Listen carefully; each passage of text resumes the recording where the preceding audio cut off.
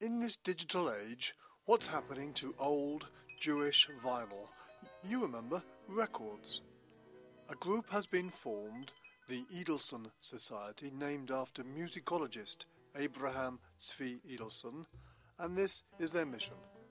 One of the things the Idelsohn Society did was publish a book called You Shall Know Us by the Trail of Our Vinyl, which looks at the Jewish experience in the 20th century via the vinyl records that had been released, via the album cover artwork mostly.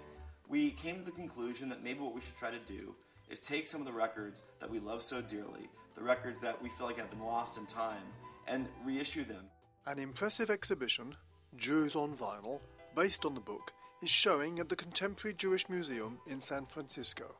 There are listening stations and a chance to dust down the Yiddish cobwebs. Early Jewish recordings were often humoristic, and the Society have produced a CD called Jewface. A Russian immigrant, Israel Balin, wrote some of these works. He later became the most popular songwriter of his time, under the name Irving Berlin. Come along, for the half of $1, you can get in the hall, sit in the gallery, and you'll be glad to pay when you hear young Abraham play. Come and hear the Yiddish professor, Mr. A.B. Cohn, A.B. Cohn. Come and hear him tickling the piano in a first-class Yiddish tone. I would never kiss him on the lips, but I'd kiss him on the fingertips. Aye, such a much is the touch that lingers in his Yiddish fingers. He can make a second-hand piano sound the same as new. I mean, these are people who were really attempting to look within themselves and mock themselves, and they thought it was hilarious. What the Idelsohn Society is trying to do as a whole is tell the story of assimilation in America. Because Irving Berlin was writing about his experiences, and finally he writes a song called White Christmas. It's probably one of the greatest songs of all time, one of the greatest non-Jewish-esque songs of all time. I'm dreaming of a white Christmas, just like the ones I used to know. When collecting Jewish music, you'll need some Yiddish. The most famous tune, penned by Jacobs and Secunda, was produced by Sammy Kahn. He first heard it in Harlem, sung by an Afro-American duo. He quickly bought the rights, added some swing and some English, and in 1937 the unknown Andrews Sisters recorded it. Here is the Yiddish version, the Barry Sisters, To Me, You Are Beautiful, by Mir Bist Du Schön.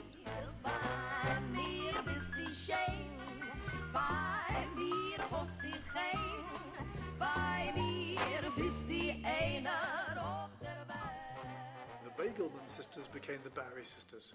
What can you tell me about Tropens von Regen auf mein Kopf? Yeah. The raindrops keep falling on my headpiece of the Barry Sisters is the one that usually hooks everybody. This Burt Bacharach tune you'll remember from Butch Cassidy. Maybe Paul Newman would have liked it this way. Scheint die Sonne auf mir, die Tropfen von Regen auf mein Kopf, nur sie fallen. Verbucht ist mir beschert. In 1915, Idelsohn, the father of Jewish musicology, heard a Hasidic melody in Jerusalem and wrote Hava Nagila. I asked Roger Bennett, co-author of the Society's book, why this song is so special. No matter how far a family drift from Jewish tradition, if there's a happy event, you can pretty well put money on the fact that the band will crack out a version of Hava Nagila. But why the song is interesting to us is that we've collected 58 versions of the song. Each track sounds absolutely distinct, and you can use that song really as a spine to understand not just how the song has resounded, but to understand how the Jewish community has changed over time.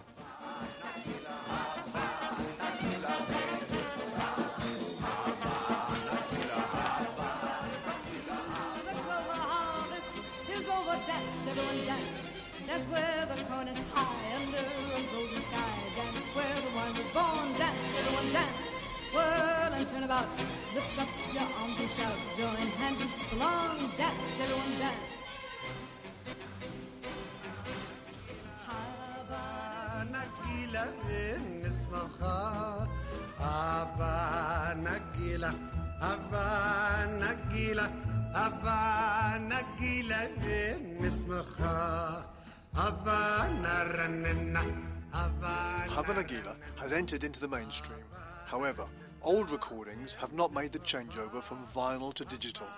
The Idelsohn Society have collected all types of Jewish recordings, including cantorial and festival songs, and they're still searching everywhere, including Israel. We have a website, the idelsonsociety.com, idelsonsociety.com. We look forward to hearing from anybody and everybody.